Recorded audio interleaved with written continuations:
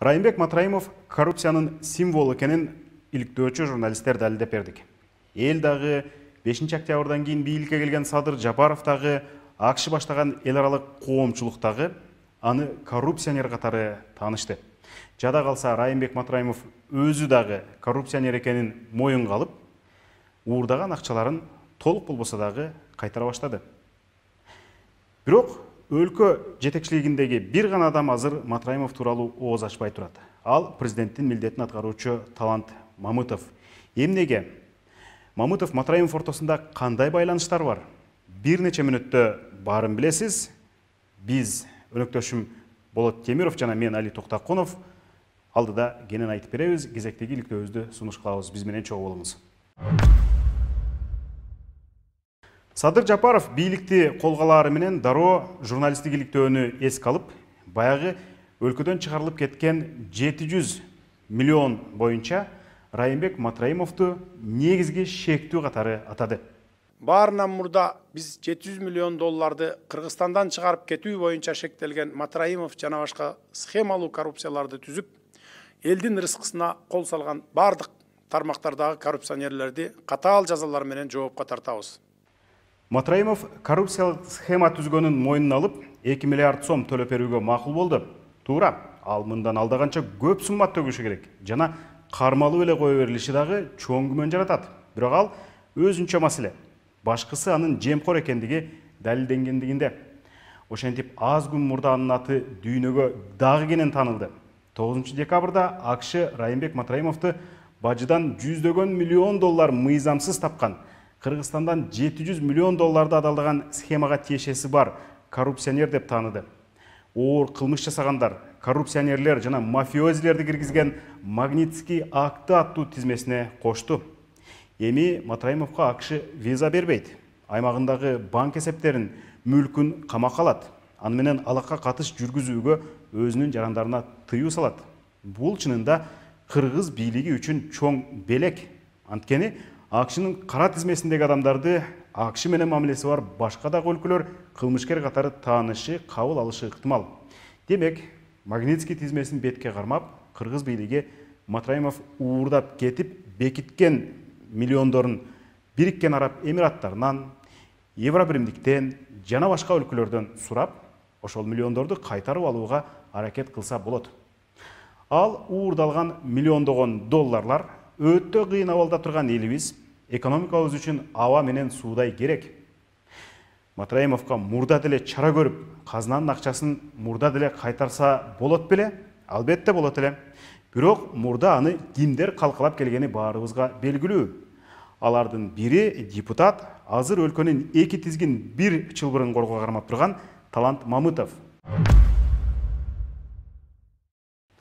Кыргызстандан чыгарылып кеткен 700 миллион долларды иликтеген депутаттык комиссияны жетектеп, жарым жылдан ашуун иликтөө жүргүзгөн.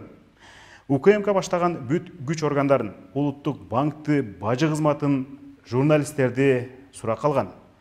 Мына ушундай чексиз бийлиги бар депутаттык комиссиянын корутундусунда Райымбек Матраимовдун аты бир дагы жолу аталган эмес.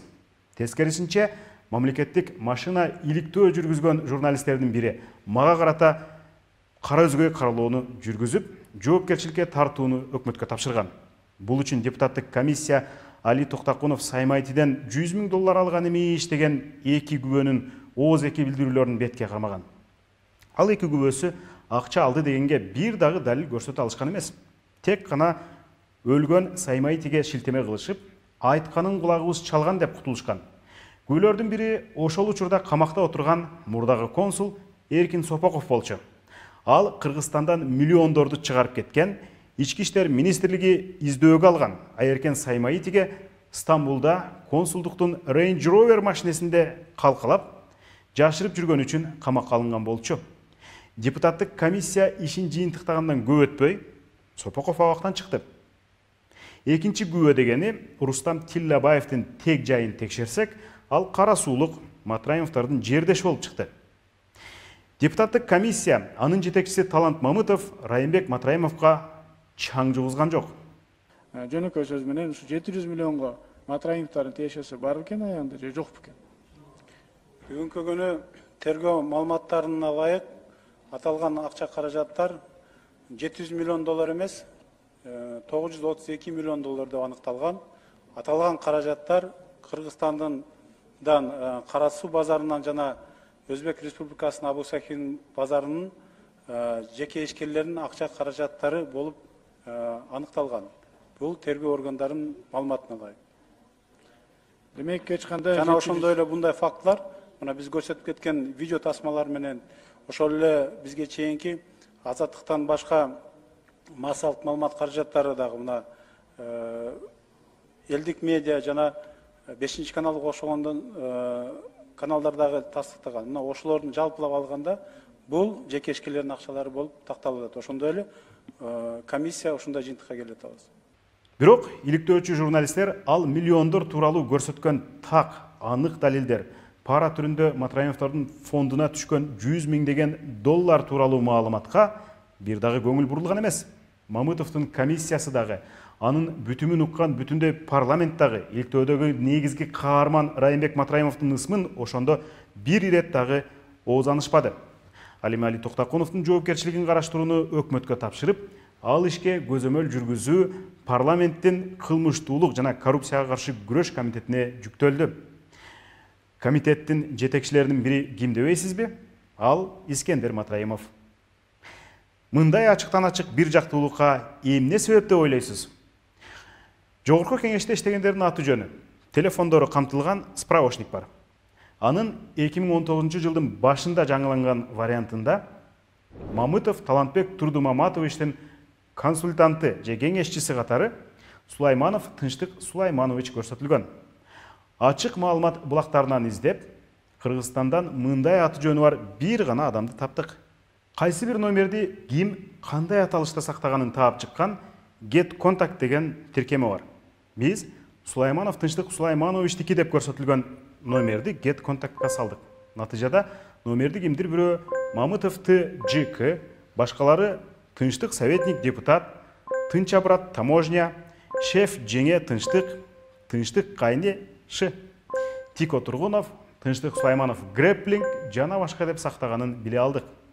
Ал эми Тынчтык Сулаймановду Facebook менен Instagramдан табыш кыйынга турган жок.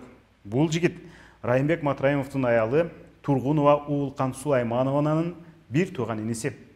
Демек, Матраимовдун кайнысы Мамытовдун жанында болуп, кеп кеңештерин берип турган.